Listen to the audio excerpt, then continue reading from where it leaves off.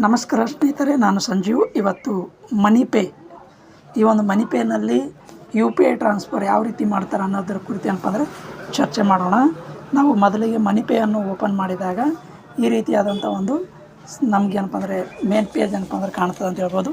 ಈ ಒಂದು ಮೇನ್ ಪೇಜ್ನಲ್ಲಿ ನಾವು ಯು ಪಿ ಐ ಟ್ರಾನ್ಸ್ಫರ್ ಅಂದರೆ ಯು ಪಿ ಐ ಟ್ರಾನ್ಸ್ಫರ್ ಮಾಡಬೇಕಾಯ್ತಂದರೆ ಇಲ್ಲಿ ಕೆಳಗಡೆ ಇರುವಂಥ ಈ ಒಂದು ಸ್ಕ್ಯಾನರ್ ಸಿಂಬಲ್ ಏನಿದೆಯಲ್ಲ, ಈ ಸ್ಕ್ಯಾನರ್ ಸಿಂಬಲ್ ಮ್ಯಾಗೆ ಕ್ಲಿಕ್ ಮಾಡಿದಾಗ ಈ ಒಂದು ಸ್ಕ್ಯಾನರ್ ಏನಪ್ಪ ಅಂದರೆ ಓಪನ್ ಆಗ್ತದೆ.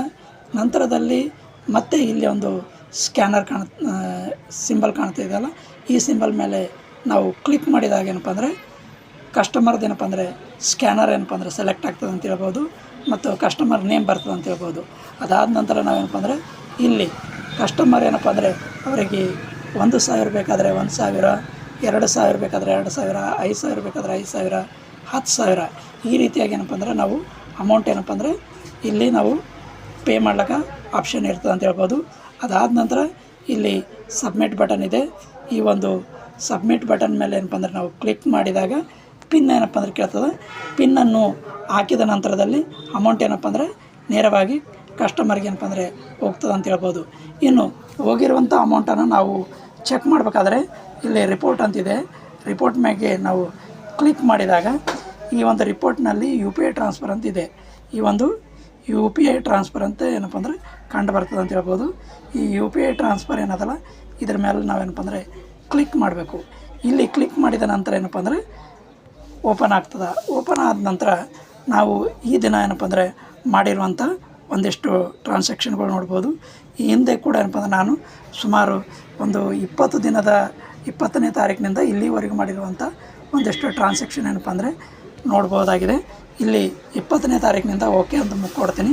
20ನೇ ತಾರೀಕಿನಿಂದ ಓಕೆ ಅಂತ ಕೊಟ್ಟಾಗ ಸರ್ಚ್ ಮಾಡಬೇಕು. ಸರ್ಚ್ ಮಾಡಿದಲ್ಲಿ ಇಲ್ಲಿ ಒಟ್ಟಾರೆಯಾಗಿ ಏನಪ್ಪ ಅಂದರೆ ನಮಗೆ ಒಂದಿಷ್ಟು ಅಂಶ ಏನಪ್ಪ ಅಂದರೆ ಕಂಡು ಬರ್ತದೆ ಅಂತ ಹೇಳ್ಬೋದು. ಮೇನಾಗಿ ಇಲ್ಲಿ ಈಗ ರೀಫಂಡ್ ಆಗಿರುವಂಥ ಅಮೌಂಟ್ಗಳು ಮತ್ತು ಸಕ್ಸಸ್ಫುಲ್ ಆಗಿರುವಂಥ ಅಮೌಂಟ್ಗಳು ತೋರಿಸ್ತಾ ಬರ್ತದೆ ಅಂತ ಹೇಳ್ಬೋದು. ಹಾಗಾದರೆ ನಾವು ಇಲ್ಲಿ ಈ ಒಂದು 20 ದಿನದಲ್ಲಿ ಎಷ್ಟು ಟ್ರಾನ್ಸಾಕ್ಷನ್ ಮಾಡೀವಿ ಅಂತ ನೋಡಿದಾಗ ಸುಮಾರು ಟ್ರಾನ್ಸಾಕ್ಷನ್ ಏನಪ್ಪ ಅಂದರೆ ನಾವು ಮಾಡೀವಿ ಅಂತ ಹೇಳ್ಬೋದು. ಅದು ನಾವು ಇಲ್ಲಿ ನೋಡ್ತಾ ಹೋದಂತೆ ಕಸ್ಟಮರ್ದು ನೇಮು ಮತ್ತು ಕಸ್ಟಮರ್ ನಂಬರು ಮತ್ತು ಕಸ್ಟಮರ್ ಅಮೌಂಟ್ ಕೂಡ ಏನಪ್ಪ ಅಂದರೆ ನಾವು ನೋಡ್ತಾ ಹೋಗ್ಬೋದು. ಸುಮಾರು ಈ ಒಂದು 20ನೇ ತಾರೀಕಿನಿಂದ ಇಲ್ಲಿವರೆಗೂ